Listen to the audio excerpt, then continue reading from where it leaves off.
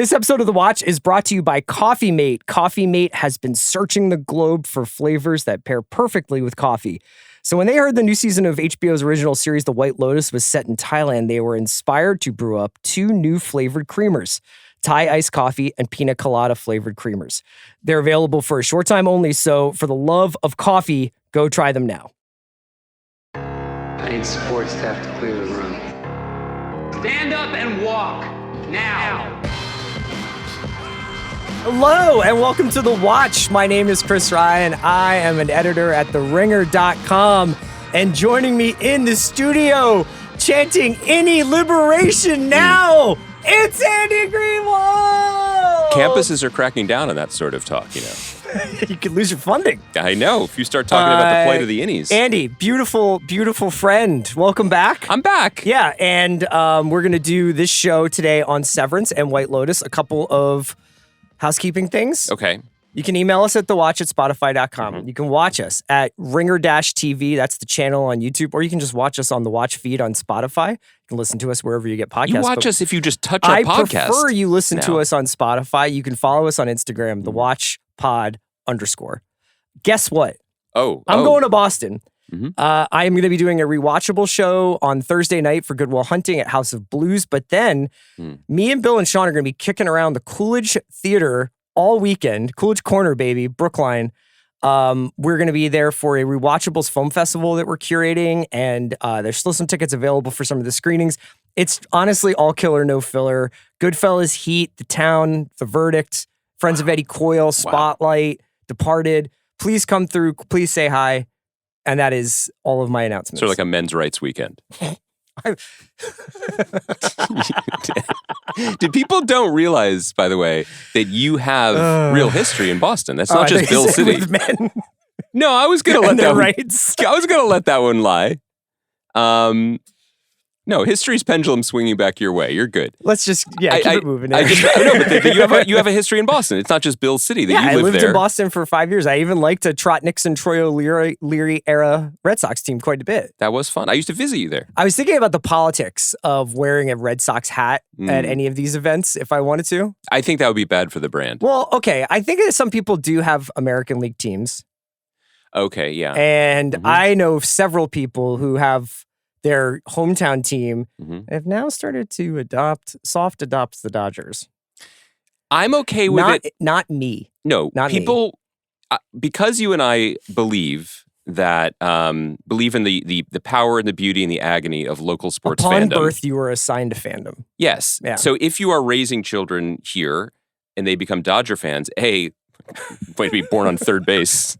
With a 10-year contract. Defer the college payments totally. 10 years. But I then would get it if you saw your child taking joy from a local team and you took them to games and you'd want them to share. I'm okay with that. Yeah. Now, that's not a problem I have because my children hate sports and love to tell me that. Yeah. And they also love denying me joy. But I'm largely okay with it. And also, in case there actually were no CCTV cameras at the time, but we and many of our friends did adopt the 2004 Red Sox when they were beating the Yankees. If it was a choice between two ferns, you know? Totally. Can I, just one small bit of something or other. I used to do a segment. I love doing segments because I love an organized podcast. But we did used to do plane movies when I was flying a lot. I remember, yeah. We've kind of let that go. But I did want to just comment on this. Did you let go of the movies or did you let go of the segment? I just raw dog now. Okay. Just whenever I'm on a plane. No, I was flying back from the East Coast. You're the color god these days. Look, we can have these conversations. We're on video every day. I see you in the parking lot, and I'm like, look at this guy. He's just killing it. But thank you. I was flying back, and don't want to be a whiner, but it was quite a turbulent flight. Luckily, I had some text messaging ability to reach out to my friend Steady Eddie here on the ground, talking me through it. But it was the most severe turbulence that I've experienced in quite some time. Yeah. So turbulent that when, there's like look, we've let things slip a little bit in this country, right? Like the seatbelt sign is on and people are like, I still got to go to the bathroom. And people just like get up and like to move around anyway. I kind of do that sometimes. Sometimes you got to read the room, and the room being the metal sky tube that's hurtling through wind shear. And it was so bumpy. This woman was trying to get back to her seat and it was rocking and rolling. It was basically that flashback scene in Paradise. Yeah. No spoilers, but on the plane that survives. And what the flight attendant said to the woman that I'd never heard before, as she was sort of barely making it, clawing her way back to her row, and she was right next to me. And the flight attendant came up behind her and said, sit down right here, there. Because it was not safe for her to return to the row. That's probably a liability thing more than a we're going down thing, right? So it's the point of the story, though, it's a little bit of a misdirect. It's not just that there was a woman forcibly instructed to squat on the aisle next to my row, which was great for the nerves. The Xannies were kicking real good. It was that the person next to me on the flight, no matter how bumpy it got, could not be swayed from her plane viewing, which was episodes 3 and 4 of Adolescence. What I'm hearing is that one person on that flight was committed to this project, to this podcast. For what it's worth, I got through Severance. I got through Daredevil. I got through my favorite new show, Dope Thief, which we're not even talking about today. Yeah. But I want to talk about the constitution of someone. Like, because Adolescence, even for people, we're not going to spoil it here for people who haven't watched it yet. We think it's the best show of the year. It is an incredible watch. Yeah. It is harrowing. It is hard to watch on furniture that is on steady ground. Second screening anything? Was she like also doing other stuff, or was it just like, I'm locked in? I think she had a mindfulness app also going. No, she was locked in. And she was just like doing the work. She was watching episode 3. Then she was watching episode 4. And right around that moment when I was like, I will pay anything for this cursed Wi-Fi just so I could send a final message to my friend and loved ones, I turned to see how she was doing. You like Andy, to see how other people's faces are. I love you, but can I just, can I give an outsider's perspective on how this flight went? Yeah. You announced to me that you were like, not signing up for Wi-Fi. Not paying for Wi-Fi on this flight. Talk to you in 6 hours. We can figure out our schedule then. And I won't name names, but I'll say these guys are no longer that friendly. 55 minutes later. Well, there's free Wi-Fi for 20 minutes. I have signed up for free Wi-Fi to tell you my Severance takes. I didn't tell you my takes. I just sent you a series of emojis that I will now turn into takes on this podcast. Then you seem to, did you get like another free 20 minutes after an hour or two? Like, because you jumped back on to be like very turbulent on this flight. I jumped back on. I'm not shitting you. I jumped back on because it was so turbulent. I was like, I should compose some thoughts to my daughters. But you texted me. I was texting. Oh, you're texting a lot of people. Okay. I throw a wide net in the last moments of my life, as it turns out. But in that moment, when I was looking for comfort and looking to my fellow man and woman to be like, how should we feel about this? All I saw was Eddie and Manda's tearful scene in the bedroom in Adolescence 104. Stephen Graham just weeping into a pillow. And like, that's me right now. You know, I don't want to get carried away with plane stories, but if I told this story before about the last time I thought I was going to die, I was on a flight from Chicago to Philly. Yeah. And we were just going, and I was seated next to a guy. It was aisle, seated next to a guy who had like 5 transfusions, you know, like vodka grape juice or whatever drinks. They're called transfusions? On the golf course, they are. And otherwise, it's like Welch's and vodka, I guess. Sure. And this guy was playing video games. He's older, like my age, younger. That was a journey. Well, no, playing video games the entire time and just kind of like listening to tunes, drinking vodka. Sick. And then we fucking dropped 90 feet straight down, like Tower of Terror style. And he started crying.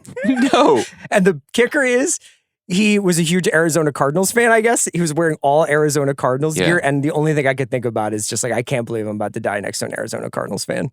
After all the pain they've caused the Eagles over the years. Like, I thought you would turn to him and be like, I guess you'll never really know about Kyler, huh? Like, I guess we'll never be sure if he's a max guy or not. I know. Is he elite? All right. Painful. Should we get into the television shows that dominated the weekend? I want to do Lotus first. I don't know if you had an agenda. That's fine, man. We can do Chekhov's hand job. Oh, do you think that's going to come up again? Think that might bode for the future? You think Saxon's going to come up again? We can definitely do White Lotus before Severance if you'd like to. Oh, last thing. Do you want to mention the Andor trailer that dropped today? Yeah. I had a little bit of a philosophical crisis because I think we should only have one trailer for any given piece of content. I almost don't even want another one battle after another teaser. Yeah. Which the teaser for the teaser to me is enough to know that movie is worth $500 million. I don't care how much Zaslav had to pay for it. And I feel like that first Andor trailer was cool. The behind the scenes making of was cool. Very cool. The third is basically everything you expect from an Andor trailer. It's shots from behind of people walking. It's people talking about revolution, and it's people staring up at the sky at stuff going past them. The only thing you need to know is that, there's a lot of Death Star talk in this one. Any thoughts on it? April 22nd is when the second I missed Steve Earle. No, I think this trailer is fairly perfect, and we couldn't be more excited about the show. They had us at Rebellion. They had us at Andor. We were already there. Yeah. I think that we're going to be saying variations of this for the next few weeks and months, but this show continues to be everything that we ever wanted from the evolution of our childhood entertainment. But truly, it really is. We have spent a decade not even talking, relitigating the Amblin movies or Star Wars movies of our youth, but also talking about this next generation of blockbusters and going through the Marvel universe, the highs, the lows, the Sokovias. And throughout, we continue to bump up against something that these movies just they just are unable to grapple with, which is that if you lift an entire Eastern European country off of the earth and drop it back down again, the body count and the lasting generational trauma is probably serious. But this movie is about making Scarlet Witch the hero that she needs to be, so we move on. This trailer alone is decades worth of emotional spackle from our original Star Wars experience. Yeah. They are building a weapon in a rising fascist state. What can any one person or droid do about it? Yeah. And certainly not relevant to today, but I think it's pretty fucking exciting. It looks great. And I wonder what I respect myself too much to look, but I do wonder what the diehard Star Wars Redditor people think about this, considering I think they're all out there and they're like, why did you guys abandon the no depression alt country genre and not have a Gillian Welch song or something playing over this trailer? That's what the Arizona Cardinal fan who might be older than you thinks. Okay, so let's get into White Lotus. Yeah. It was the 6th episode. One funny bit is we never know how many episodes there are. I think our listeners love it. It's the 6th episode. No, but of how many? I have no idea. See? Yeah. We have no idea. One of the reasons I have no idea is that I can't tell whether or not this show is peaking or getting ready to peak. Right. I think it's the latter. I think it's getting ready to peak. I remain kind of steadfast in my opinion of this season. 8 episodes. We do know that. So 2 more left. Yep. I am very much enjoying the experience of watching it on a scene-to-scene basis. I will note that I feel like this season, it's almost feeling like the memification of the show seems to be subsuming the show itself to the extent that you care about that and that you're engaging with that kind of stuff. But Piper No and Leslie Bibb's smile and Walton Goggins' confused face are almost outsized compared to the what is this show about this season. There are certain parts of it that I find quite moving. There are certain parts of it that I find a bit dull. What was your take on the 6th episode? So we talked about the 5th episode, which was paced as if it was a rip-roaring, edge-of-your-seat thriller, but I found kind of lacking in the concrete details of it. It almost didn't earn the quick cuts and tension builds. As we talked about last week, I'm like, I just sort of reject the stakes of Piper's gap year being so crucial. This episode I thought was really interesting because I think others have already said that it felt like Is that because you don't think young women should take a year off from college and just decide what they want to do? I think young women should get as far away from America as possible, to be honest. # girl dad. But that this episode was in some ways like a B-side or the denouement of the previous episode. I found it strangely compelling, the most compelling episode of the season so far, so much so that I did something that I rarely do or rarely have time to do, which is rewatch parts of it. And I found it very, very rewarding. And it made me think that you really have a new lease on life. I was reborn. You should have seen me in the laxant You are the Uber Daredevil lane. reborn. Did you watch White Lotus with a visor on just to hear it right? Yeah, I take it in with all of my senses. I think that I felt more attuned with the project of the season, which I think has a higher degree of difficulty than it might be getting credit for, and is pretty subtle. And thus, it's not it's definitely not hitting the way previous seasons have in terms of reward on plot investment or twists and turns at this point of the season. Mm-hmm. I also want to begin with a slight criticism before we get into these larger projects that I'm alluding to, which is for all the praise we give Mike White for just really being a pro's pro and knowing how to deliver action, plot, character with economy and efficiency with like a winking knowledge of the medium that he's working in. The original time we started talking, we've been talking about that way since the first shot of the first season, where you see a body and then you flash back and you're like, well, now it's just injected. It's like what's the phrase? I was reading about how people who like to put a Zin in their mouth and chase it with a Celsius. Oh, they gave that a name. Transfusion. Somebody gave that a name. Yeah. I just saw that. So like that's what that did. But they to were that almost season. acting like it was like a level, like a speedball, and I'm like, it's just speed. Like a Zin and a Celsius will just take you up. It's speed and having a ball. Yeah, I think a Zin and a beer is where you want to be. You said that with such conviction. That's just you in Boston. Anyway, I have to say that like the opening of this episode, and it begins with Tim shooting himself and his family discovering it, was bullshit. And was manipulative bullshit, and the worst kind of manipulative bullshit, because at this point in our collective prestige TV viewing, we know it's not real. Well, and we know that he knows that we know it's not real. He let it go on a little long for it to be. I never for one second thought it was real, but I thought he let it go on. He played it out. Yeah, really let everyone have Parker their reaction Posey to scream, had Piper run over. I felt like it was like, oh, you're pushing this to the extent that you can. And giving us a artificial hit of what the show is not giving us, which is blood and guts and screaming and like more base primal plot. Yeah, we're drama. edging a lot. Yeah. Careful. Careful, comma, brother. So I thought that was weirdly manipulative and maybe an example of Mike. Can we call him Mike at this point? Not trusting, maybe getting a little squirrely about his project here, which to me is suddenly a really, really interesting and really, really earnest investigation of the journey of the self. Uh-huh.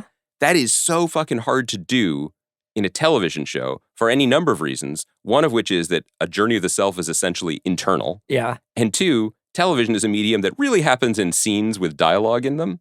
So to watch this episode again and see certain aspects of it, particularly the disillusion or the slow disillusion of three of the primary main characters over the course of this hour. And that's Jason Isaacs as Tim Ratliff, that's Walton Goggins as Rick, and Patrick Schwarzenegger as Saxon. I found it really, really earnest, if flawed, but really compelling. And I was more drawn into this episode and the season because of it, watching it that way. You know, I was trying to think about the conversation that Greg and Tim have earlier in the season on the boat, where I can't remember actually whether Greg or Tim. I think the idea of like people only come to Thailand because they're running from something or looking for something, right? Mm-hmm. And whether or not you could apply that to all of the characters on the show, you know, like what are each one of these people doing? I think it works for some individuals and then probably broadly for some groups. But the tension of the show and perhaps sometimes the frustration of the show, but also I think the success of White Lotus as a project is the balance of the like melodramatic Greg finds Belinda on a pathway, or, you know, Kate sees Valentine leaving Jacqueline's villa or whatever, that kind of stuff, combined with Piper, Rick, to some extent Chelsea, they're kind of questing on almost, you know, kind of spiritual level. And I don't know that necessarily for me it's all coming together the way other seasons did, but I do think that you're right. Like there is something in this season that is actually pretty profound, and I did really like the scene even with Tim and the monk. You know what I mean? That's the best scene of the season so far, I thought. Okay. I thought that scene was incredible. And so much of it is about Jason Isaacs' performance. And I don't know how the White Lotus works. There are some shows that famously only give their actors a script at a time, both because maybe they haven't written the other scripts yet, or because they're like, we want you to play the moment, not the future of the character. But I can't help but think, I mean, Jason Isaacs is a elite tier actor, but I couldn't help but think that he has been checking his own internal journey, because suddenly his 2 to 3 episodes of Lorazepam Haze felt like steps, sloppy, stumbling steps on a path towards this moment. Yes. It felt absolutely cumulative and reasonable and understandable that from everything from the look on his face to how few words he had to offer and how much he needed to hear what came back at him. Relatively pro-drug season, because when you think about it, I mean, okay, my point is this. The drugs being imbibed on this season are leading people to the place where they needed to go. You know, like Saxon and Lachlan, pretty handsy anyway. Sure. That was obviously like confronts Saxon with, we don't have to change the subject from what you were talking about, Tim. But, you know, obviously I think the thing that everybody's going to be talking about or is talking about after this episode is the fact that Lachlan gave his brother a hand job. You keep wanting to talk about that, but yet you also talked about edging. So like, do you want to, do you want to see? You just can't pin me down. Yeah. But, you know, those guys are, you know, you could blame the Molly, or you could just say that like, there's something like this guy was rubbing one out in front of his brother a couple of days ago. So a couple, like I do want to talk about the spirituality in the Tim part, but let's go to where you most want to talk about, which is just 2 boys in bed together, 2 brothers. I think that there are a number of ways of looking at the scene, and I do think that that Mike White, the director, deserves a lot of credit for the way that he did something, again, subtle but artful, which is made us understand how each of those characters was remembering and when and in what capacity they were remembering it. Like that was doled out effectively.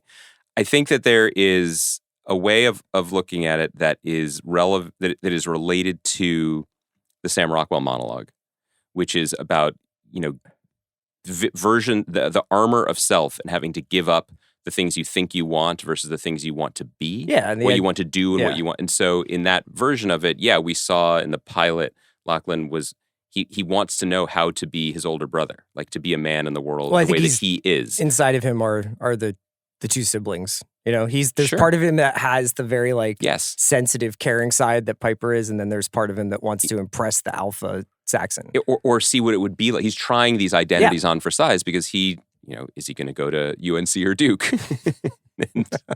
That's the real fundamental choices. And so in that version of it, when they are out of their heads and they're in a place that doesn't matter and they're literally unmoored and they're on a boat and it doesn't count, it's just then he is trying to see what to be both of these people in that moment. I think there's also an interesting angle to look at this, definitely the season as a whole, which is just incest as the inevitable next step of a truly debased society. When the monk says things like, you're talking about our society? I'm talking about the podcast community. No, like what the monk says is, you know, there's a spiritual malaise. You've lost connection with the spirit. So what is left? The self, identity, chasing money, pleasure. Everyone runs from pain towards pleasure. And you know, for a certain class of people, the people who can afford the White Lotus, anything is possible. As what's the guy's name? The German guy who's going to sing next week? Fabian. Everything is permissible. Everyone has questionable pasts, right? And you know, at this point, you were talking. So it's like failed state, like end of Rome, Caligula, like or royal family. Just like what else is there to be done and experienced? These people are so removed from day-to-day concerns and day-to-day people, and also day-to-day restrictions of what's allowable and permissible. And I was seeing that this. I did not remember this, but that there were.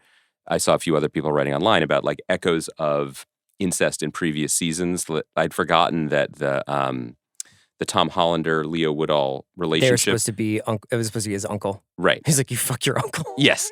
Turns out he didn't, but that was the suggestion of that. And then even like smaller echoes that like Imperioli and his son both sleep with the same woman. And the father, right? I don't think he does. I think he has a lot of comments about it. Do you think? Did she sleep with all members of that family? I can't remember. Yeah. I don't think so. Seems like something you'd remember, Chris. Seems like something you were dialed in on.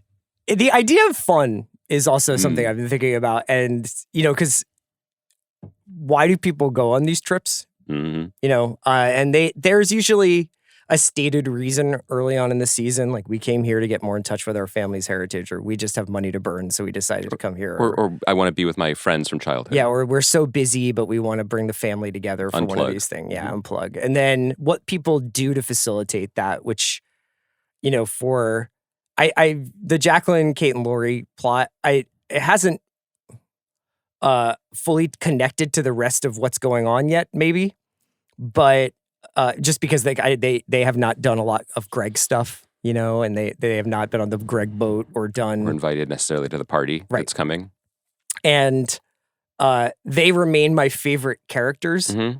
Carrie Coon should win an Emmy simply for eating fruit, because the way she eats fruit and specifically the way she holds her cutlery is such a reflection of that character. Mm-hmm. It's such a great choice. I actually, not to be weird, would love to know how Carrie Coon eats fruit ordinarily. Call her husband, your friend. I could, but I don't want to be inappropriate. But I would just say she does such a wonderful job. I love Leslie Bibb's performance this year. Even her phone acting when she sees Jacqueline, like some great little facial expressions. But they are kind of like searching for, what does it mean to be on a trip together with people that you've been friends with since 10th grade, but also been like kind of betraying since 10th grade and disappointing since 10th grade. And do we go out and get fucked up and go into a water gun fight in town? Do we just sit by a pool constantly? Like, what is it? Do we achieve Zen through wellness? Like, what is it that we're chasing? I like that idea a lot. Like, and I think a lot of the characters are doing that. I think the idea that Saxon has that his body is a temple and that he is the drug. Yeah. And what happens to him when he lets something into his temple is, did the real Saxon come out? I don't know. I mean, like, there's always that debate about do chemicals and intoxicants, that's not me, that was that was the drug? Or is it that was always inside of me, the drug just let it out?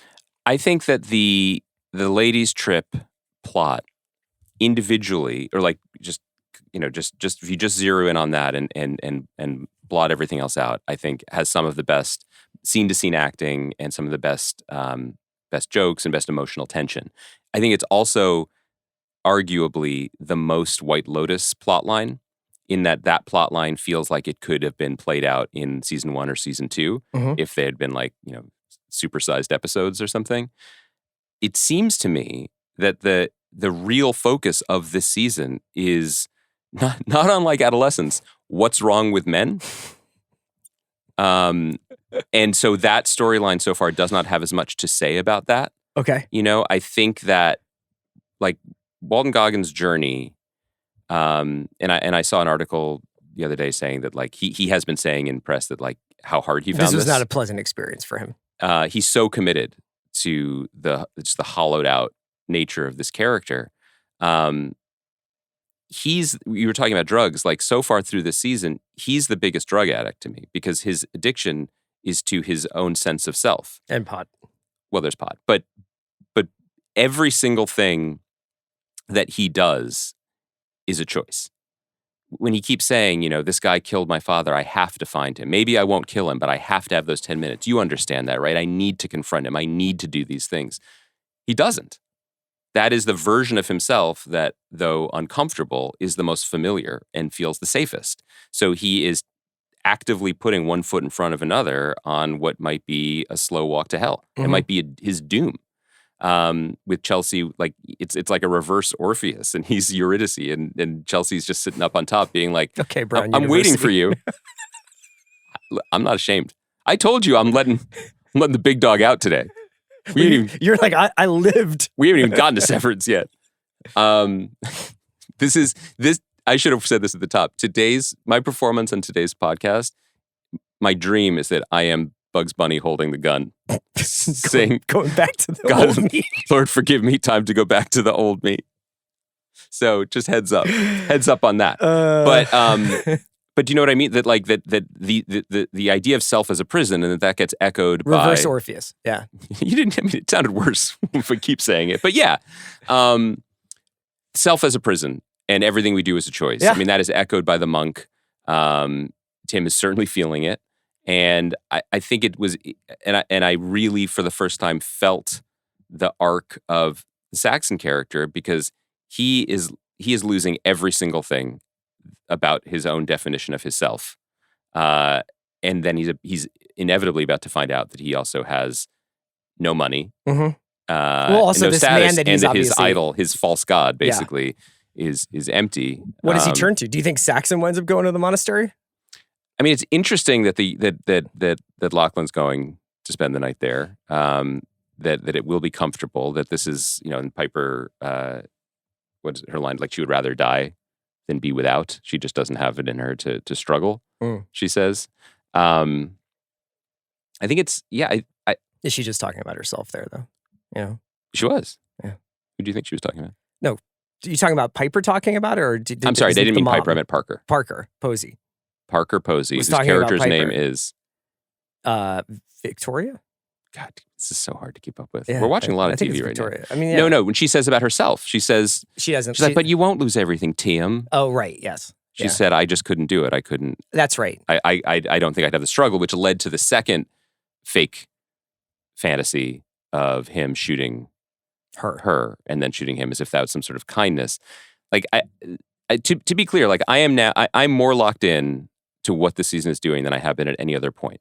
That said, there is some soft padding that I think that I still bump on a little bit, and I wonder if there are people who are finding the season, so demonstrably inferior to other seasons, or so frustrating in terms of how it's using its real estate, that this would matter more. But like the arc of the great playwright Guy Talks Gun, like, if you just pull it out of the season thus far, they give him a gun, he loses it immediately when Tim takes it. Tim holds it for a while, has a couple of fantasies, puts it in a drawer, and Guy Talk goes and finds it, and no harm, no foul. Yeah.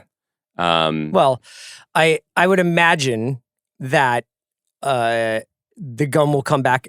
I would be kind of stunned if the gun does not come back into play, especially since gun violence apparently is going to feature. That gun will be discharged. And also, if you look at it and it's like all these little plot lines and subplots are on a mixing board, I think that he has been emphasizing the carnal pleasures of the resort for the first 2/3 of the season. And now I think he's probably going to have to dial those down and push up the crime element, just because otherwise, like, that's 2 episodes where it's like, well, what are Belinda and Greg? How does that resolve itself? How does Rick get what he wants? And from Scott Glenn, by the way, is playing that part. Scott Glenn is playing the husband. Kun Jim. Yeah. Scott Glenn famously, when he goes to Asia for projects, he's in Apocalypse Now, for instance, he's supposed to be the guy who first goes up to find Marlon Brando. Right. And they cut him out of the movie, kind of. I was about to say, did I not see Scott Glenn? He's in one scene, I think, in the theatrical cut, and I think there's a little bit more of him in a director's cut. But it'll be interesting to see, like, how much Scott Glenn do we get. I didn't see the scenes from next week, so I don't know if it's the two of them talking. That. Great. I love Scott Glenn. But when Scott Glenn goes to Asia, things get a little nutty. When he goes to Australia, too, if you remember in The Leftovers. So anything... Oh, that's right. 10-hour flight. Get ready for a different kind of Scott Glenn. Anything else about this episode before we move on to your beloved Severance? Yeah, I feel like we should probably... Well, 2 things. I mean, I say this... There's no way that this isn't going to end with some jokes, but I know week to week we're like, as only children, we don't really get it. Yeah, even as like... I do wonder, like, so what is the benchmark moral response to brothers giving each other hand jobs? Is that, like, you could tell me, like, you could be like, oh, there's a whole line of literature about how that happens in some households. I'm not saying whether or not I've ever done Molly, but had I done Molly, I think the craziest thing that ever would have happened is I tried to get a girl to open a bar with me in the Bahamas, And so getting into a devil's threesome with your brother, yes, is a little bit beyond my realm of experience. And so it's hard for me to comment. I also just don't have a brother. So you know what I mean? Hey, Kaya, could you be our sibling correspondent for a second here? This is inappropriate.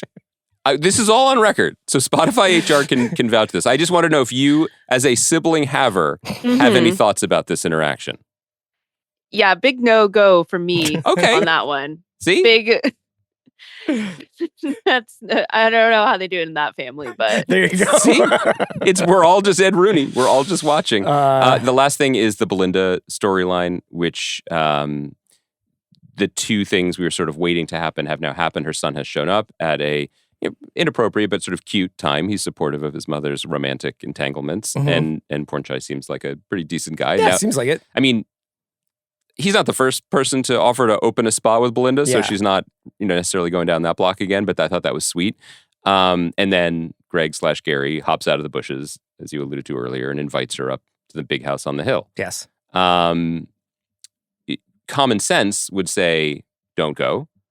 The laws of 2 episodes left in the television season suggest that she probably will be going. Yeah, I mean, it seems like he's inviting as many people as possible. I don't know. It depends on what what are these people in these various places for? Like, why is she here? Is it really just to learn healing techniques? Is it to spend quality time with her son? Mm-hmm. Is it to get closure on a chapter of her life? And obviously that would endanger her, but at the same time, you're curious, like, what can she just move on from this without knowing what happened to Tanya and actually understanding like what happened to that whole experience that she had? The thing that this is hard to articulate, but like this idea that's really encapsulated not just by this episode, but by the monk, that just Western society and Western thought is pain and pleasure. I mean, I'm not even trying to say this as if I have some wisdom or like I don't want to make it pejorative, but is degraded in some way, or at least so wildly aligned away from certain... Scott Glenn. Listen, when I was reading ancient Greek myths back in Providence, no, but that it is almost impossible to have a stereotypical, in some ways traditional Western worldview and Eastern worldview. It is incredibly hard for them to align. And, I think anybody who travels in Asia, particularly for a vacation, is blown away by the enormity of the difference in experience and perspective and worldview, and you can barely even scratch it, and then you're suddenly back, watching adolescence in the sky with someone crouched in the aisle next to you, and then it's over, and it's an idol, it's an idea, it's like a tantalizing if only, right? I think that this season of the show is smartly running towards that dissonance and is really taking characters who are puffed up when they get off the boat because of every single thing that they cling to make them feel important or worthwhile. And even for a character like Lori, it's, even though she would never say it, it's her friendship with Jacqueline that gives her some status or some opportunity to escape the drudgery, to have luxury. Sure. Right? But so we're headed towards a moment of reckoning for all these characters with their journeys of self or their denial of self or whatever. But it's going to wrap up and they're going to go home. So what's interesting about the White Lotus to me is that the project itself is the limited nature of these encounters. And it's almost too big for 6 episodes. It's like it's both too long with padding, but also somehow this isn't long enough. I hear you. Like when Sam Rockwell agrees to Bugs Bunny meme and do something for his friend, he takes off his bracelets, and he says like, fuck it, let's go. Yeah.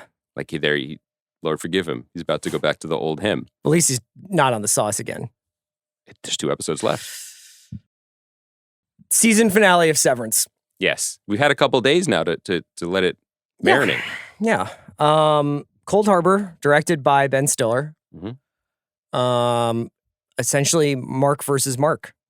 With some other stuff going on, and I want to just kind of let you cook for a second. No. You do? Well, okay. Well, I can guide you. I can start with a couple. I have a lot of notes. I don't have a lot of I thought maybe we could start at the ending. Well, can I do one broader thing first? That's why I said I just want to let you cook. Okay, I appreciate that. Yeah. But this is even regardless of the episode. Like you said, Ben Stiller, the director, Jessica Lee Gagne, the cinematographer.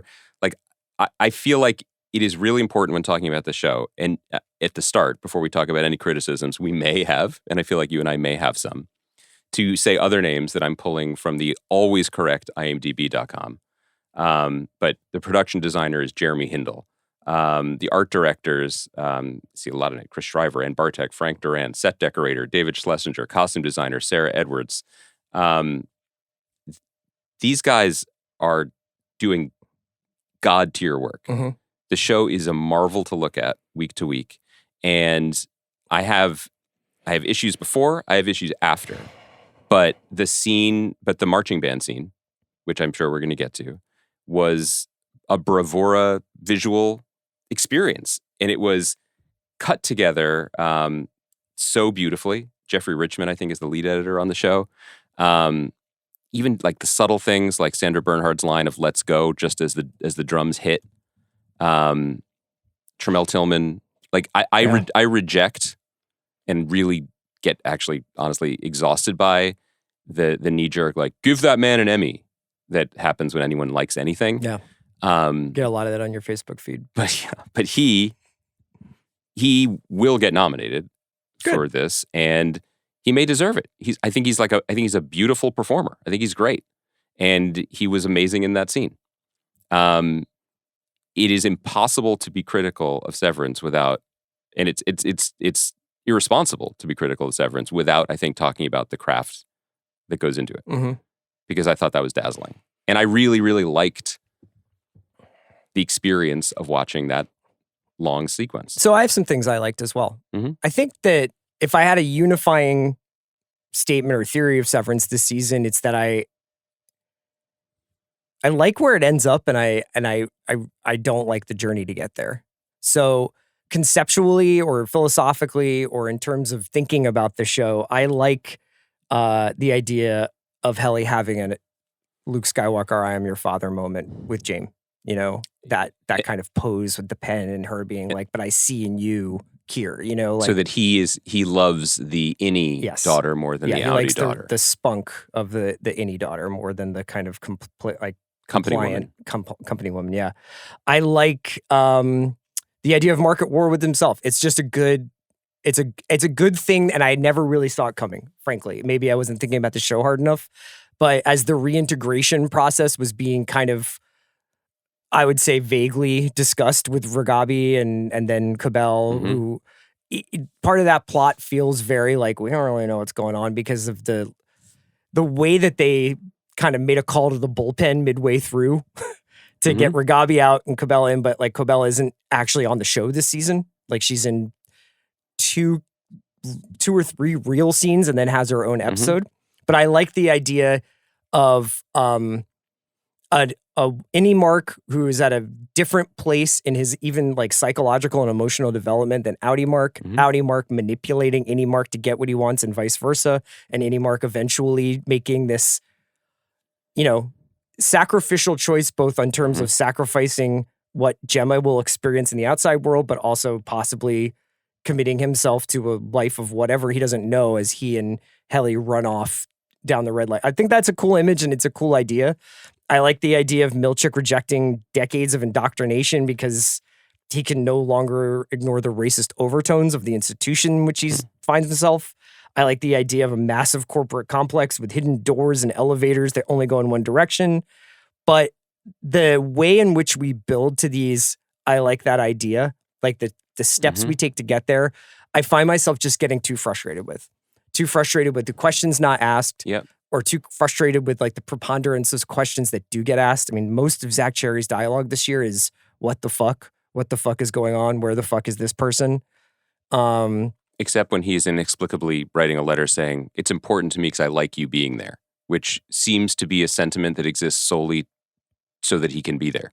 Do you know what I mean? That's what I'm getting at. It's sort of a, like that, and it's a tautology that also of goes logic. towards like Devin going from being very kind of skeptical of this entire enterprise to just kind of being like, I stand next to Harmony and facilitate experiments on your brain.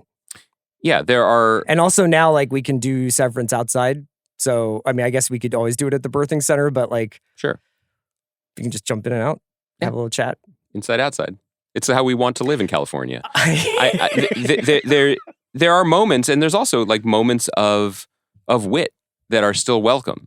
Like, I thought, oh my God, I don't have his name in front of me. My Icelandic homie, my big guy. Drummond. Who plays Mr. Drummond. But I feel like I should give the guy a shout out. Olafur Dari Olafsson plays Mr. Drummond. As soon as he took the Anton Chigurh weapon from the wall, I knew where it was ending up. Mm-hmm. But I thought that the performance was memorable and menacing, and the physicality of the fighting was well conceived and well shot. And then the visual absurdity of him dying because of the severance procedure, because of an involuntary muscle spasm, was very funny. Hideous, yeah. but good. The only thing I didn't like about the fight, and the thing that I just guess I don't understand, is if Lumen is so dangerous and evil and all-seeing, there's just so much permissive behavior going on. I mean, unless you subscribe to the idea that the rebellion is somehow part of the experiment. It is the nature of entertainment for it to be convenient. But the art and the challenge of writing is to obscure the convenience so it doesn't seem easy. And you can lay a map over any of our favorite movies or thrillers, and there's a way to diagram them that seems incredibly lucky or simple. A lot of things go right for John McClane in the Nakatomi Plaza building. It's very well said. But the spirit with which it is performed and shot, and the tone of it, like that helps. It helps you. The challenge, and we don't need to reiterate this because we've said it almost every week of the season, I really do think comes down to that point that I keep banging on about, which is that it is an incredibly difficult lift to, as a mixed metaphor, but to unpaint yourself out of the corner that the very, very evocative ideas of the first season put them in. So the idea that there are these baby people who are every single thing they do is monitored and controlled, to get to a second season where only one of them has to do any work, only one of them is special, and they pretty much can do and go anywhere they want, and there are only 3 people watching them, in the moment of great triumph for this company. It's a little tiny town, and it's convenient. And it's similarly like Dylan quits, so he gets his Chewbacca moment, which I feel like I want to keep coming back to since you made that famous on the big picture the other day. But he also goes back because he needs to be there to propel the plot forward. Well, to hold a vending machine. A vending machine against the door, yeah. For long enough. You then get into the other dissonance, which I think keeps a lot of people, well, definitely keeps me at arm's length, which is the show does prioritize cleverness and its own sensibility above all else.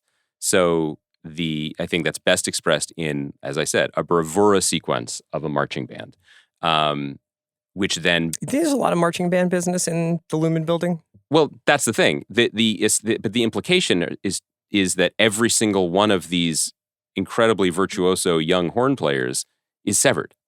Yeah. That they were like, I know you were really good at Auburn, but there's not a lot of like future for you with the French horn. So you can have a life here, and then every so often you'll come play the horn here, but you won't remember it. But what do they do the 360 days of the year that they're not doing marching band? That's the sort of question that the show doesn't really want us to linger on answering. But the thing that's weird is that it's not just a psych gag.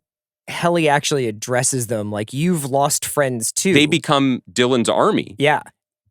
But I also think the most Severance thing about that sequence that might be a nice segue into our frustrations is that it culminates in, the sort of card stuff that they do at college football games, where the celebratory cards for Mark are pointed upwards at a drop ceiling that no one can see. The reason I feel frustrated by Severance and fundamentally unmoved by it is that Severance as a show exists only to perpetuate Severance. It's a closed loop. Like, I think that people, we've gotten into calling it this, and a lot of people call it this to get people excited. Like, oh, it's a puzzle box. Everybody loves puzzles. It's a puzzle coffin, because all of the solving only leads to more of itself. It's like I watch it and it just feels like nothing. I feel like nothing goes in and nothing comes out. It's a show about, I've said this before, about the act of being on the show.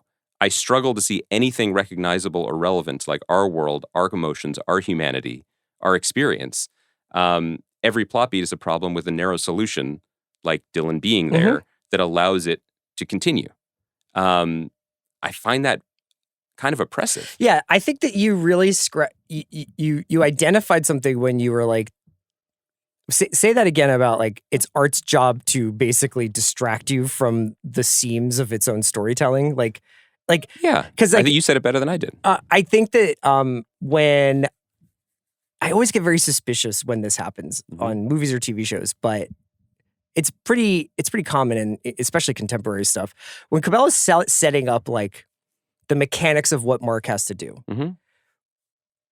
Like it's a heist film. But at the end, I realized, obviously, it's all made up anyway, but the specific mechanics of what he does is really just there to set up the choice that he has to make. Right. You know, it's like once you finish Cold Harbor, there's then like a clock on it before she is going to be evaporated or whatever. And you will too, maybe. And I guess possibly you will too. But there are heretofore unknown secret passageways that you can run down. You follow the Irving's directions. And Cobell goes, what? The thought that Irving might know about it. Irving's directions to the testing floor. And then you guys have just a little bit of time to get to a secret door where you won't or will.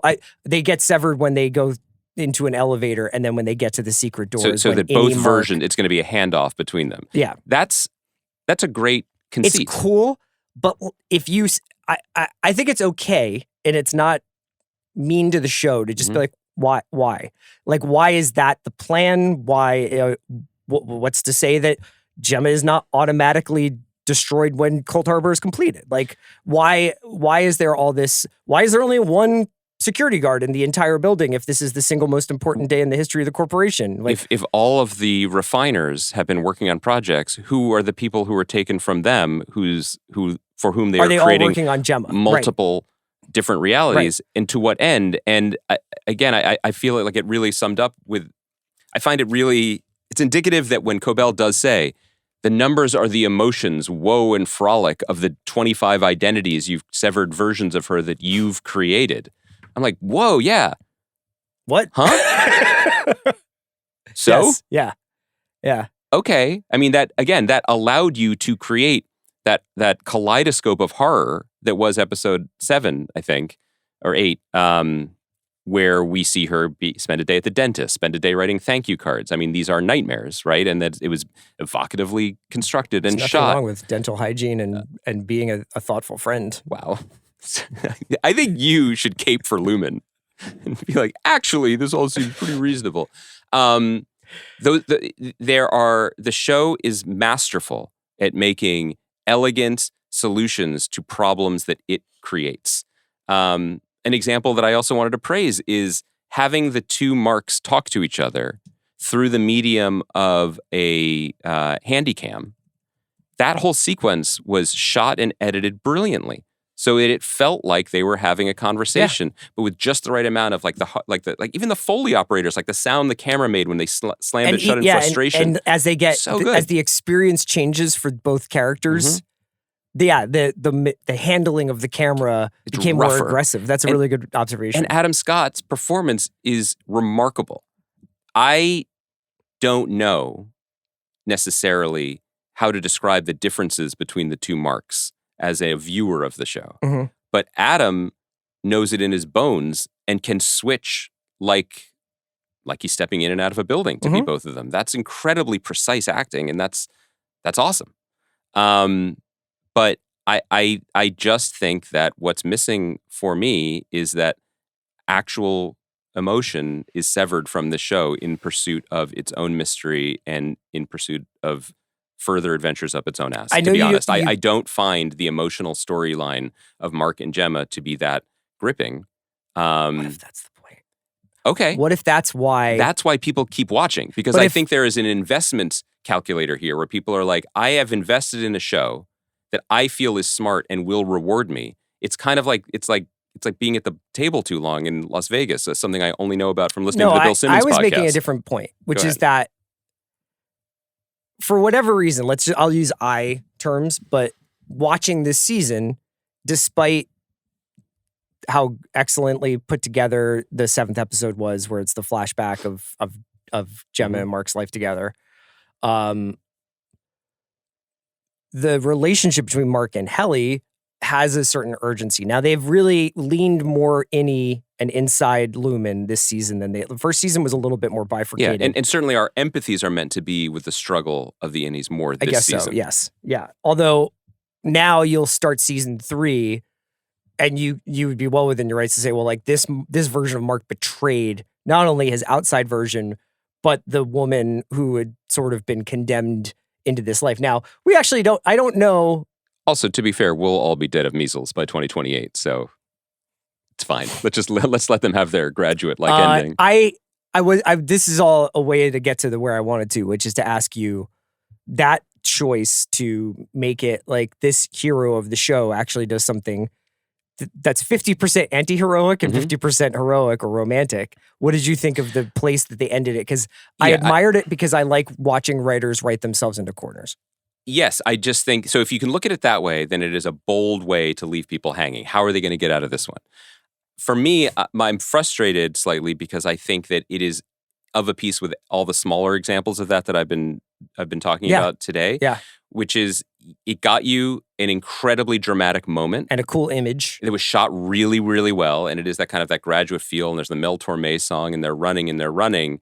But these are not full people. These are the baby people that we're supposedly rooting for. And can't they just be shut off by Milchick flipping a switch?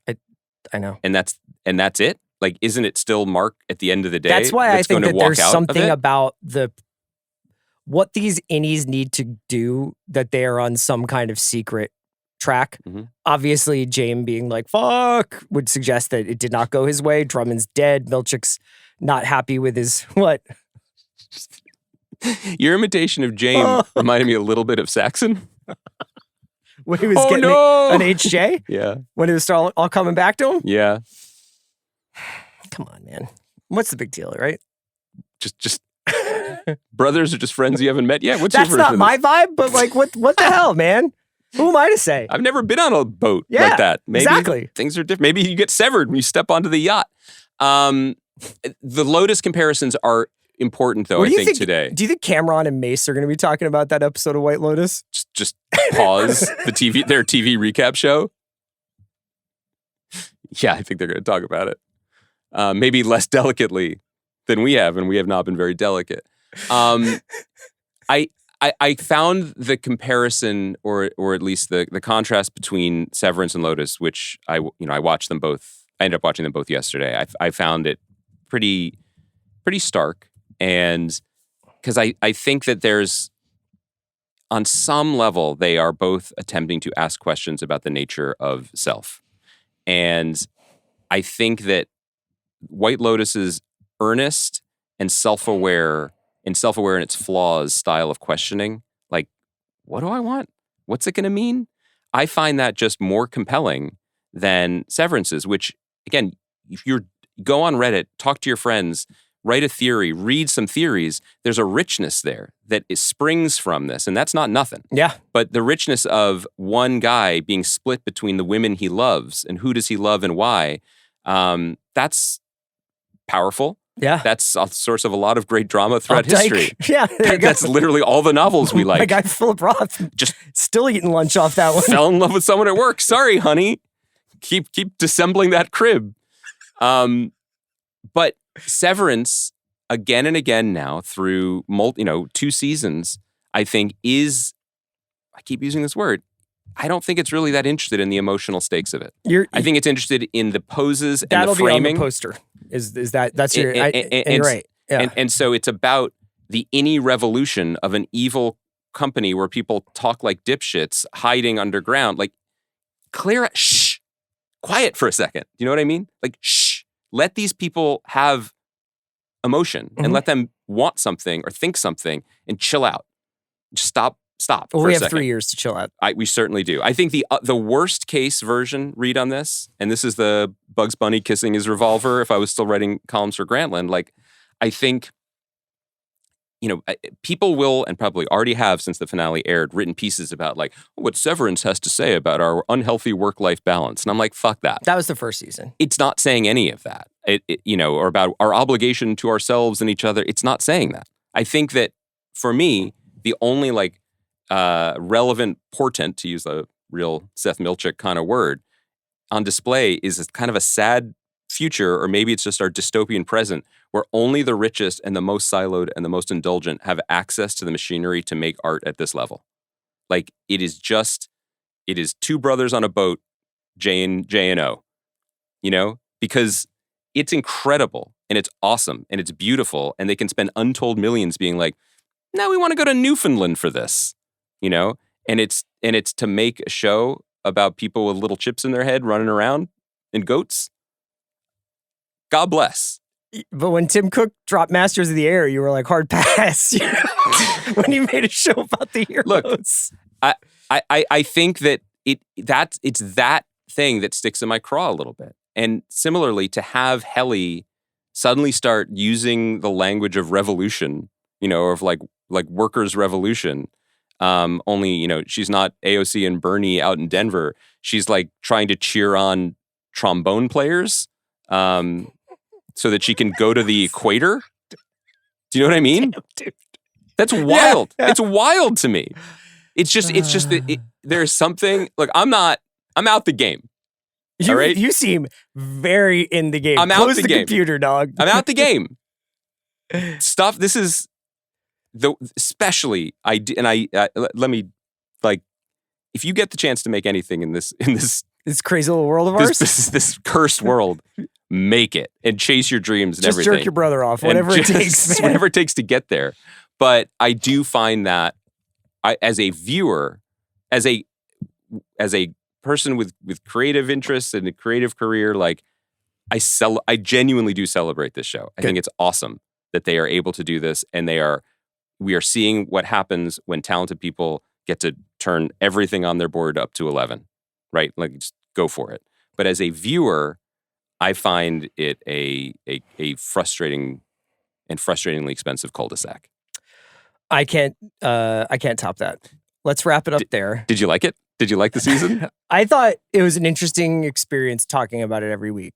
Typically when we don't love something, we'll let it go. Mm-hmm. But I think there was enough there to engage us, even if it was engaging in the negative space. I don't know.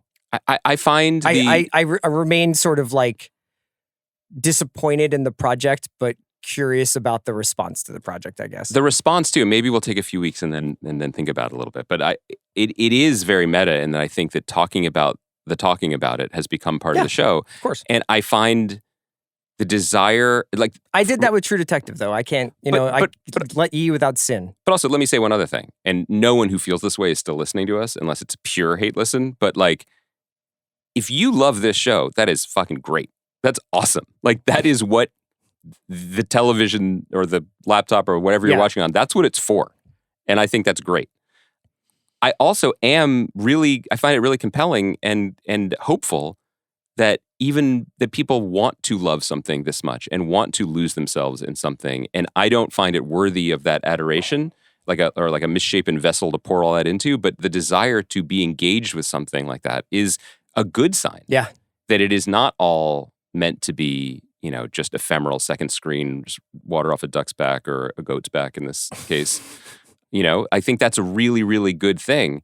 The other thing that we won't talk about now, but then, like, the response to people questioning it or disliking it, or what we used to call criticism, has been... That's your personal hell, I know. Curious. But we'll wrap it up there. I think we have, this coming week, we were going to do Dope Thief, The Pit, maybe some Deli Boys. Oh, we didn't talk Daredevil. I will just say, I loved Bernthal's energy on that episode. You? I like the show, and I like two energies. I like Bernthal, and I like the young Gandolfini. I love young Gandolfini. We'll talk about it on Thursday. We don't need to short shrift it, but I agree. I think all of us need to walk into a warehouse in New York at least once and have a bearded John Bernthal there to slap us around. Thanks to Kaya. Thanks to everybody for making the show today. We'll be back with you on Thursday.